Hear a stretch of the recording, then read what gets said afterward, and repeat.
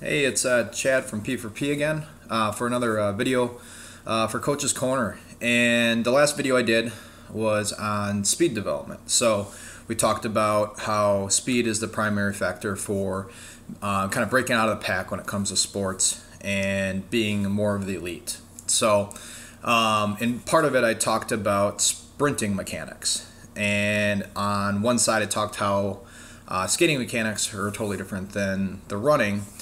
Well, I actually work with a lot of hockey players, and if you don't know hockey players, they are very good at what's called chirping. So chirping in hockey is talking trash, okay? So since I work with a lot of hockey players at different levels, they kind of chirped me for a little bit for skipping out on the mechanics of skating, and I just talked about running. So this segment is more of, let's say, demand for giving a video and some respect to hockey instead of a question being answered. So I'm going to finish off the video and talk about skating mechanics. So if you got hockey players out there, if your kid plays hockey, or you play hockey, you can kind of take a look at the mechanics you should be looking at for developing speed.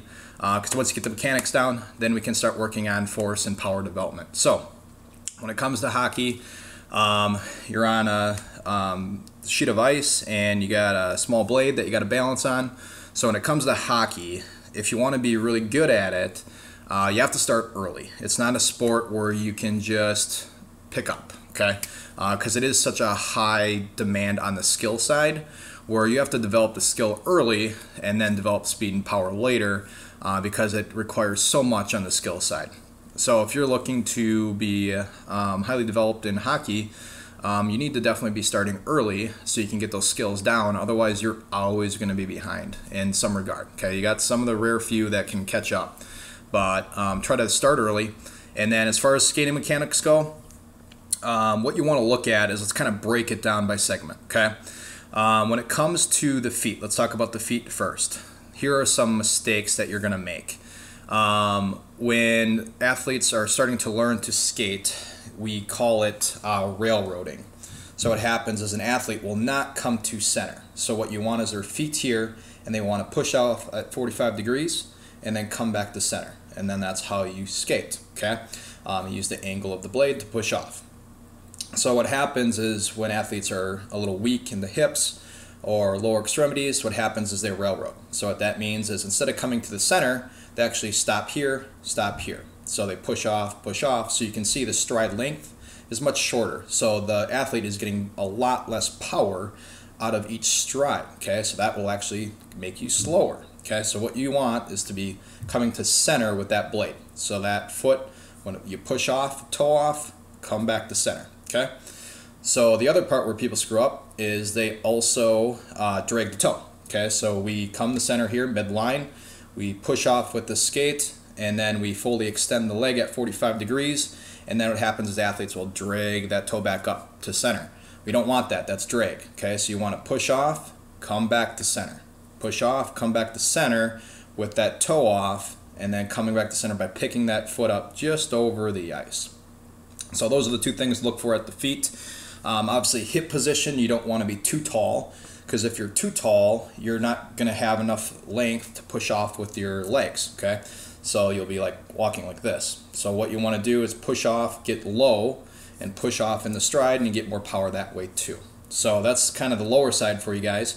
As far as the upper body, what you kind of want to focus on is, once again, with hockey players, you can actually get away with a little bit more of the swing this way. You don't want too much, because then once again we're going side to side. So you'll see skaters that do that when they skate. You actually see them go side to side on the ice instead of a straight line when they skate, okay? When we are looking for speed, obviously we want straight line, get to point A to point B as fast as we can. The length of time to go like this to point A to point B is much longer than the straight arrow. So what we want, athletes going straight ahead. So watch your midline when you're skating here. We don't want to cross over too much. The other side is actually the swing of the arm. So a lot of times, see players all over the ice with their hands, okay? Kind of like, almost like a yard sale, all over the place, okay? What we want is to make sure that we're extending the arm. So let me see if I can help you here. So we're going to be here, fully extend, drive that elbow back. Okay, so just like the sprint, we still want elbow back this way, right? So as a hockey player, elbow back, straight forward with the hand. Elbow back, straight forward. We're running, we're here to here, mouth hip pocket. When we skate, we actually go forward, here to here, and both sides are going. This is going to keep all that power going straight ahead. Okay, so side to side. Now, when you're doing that, some people do a lot of weird stuff, okay? So they are here, they kind of bring the hand up like this and twist, okay? This does nothing for you, so stop doing it. You look weird, okay? Start here to here, front to back. Get smooth, nice open chest, get that power going for you straight ahead. So break it down. I always start mechanics, watching your feet. That's where your powerhouse is. Lower body is the powerhouse for any sport. Start there, work your way up with your mechanics, and then over time you'll develop. So this is going to take practice. So you got to break bad habits. One of the worst ones is that railroading. Get back in. So it's going to take some strength training to fix that too. But once again, if you practice, just like when you run, you got to practice mechanics. Once you get the mechanics down, you're an efficient runner or skater. Then you want to start looking at power development, working at different tools to make you stronger and more efficient on the ice or on the field.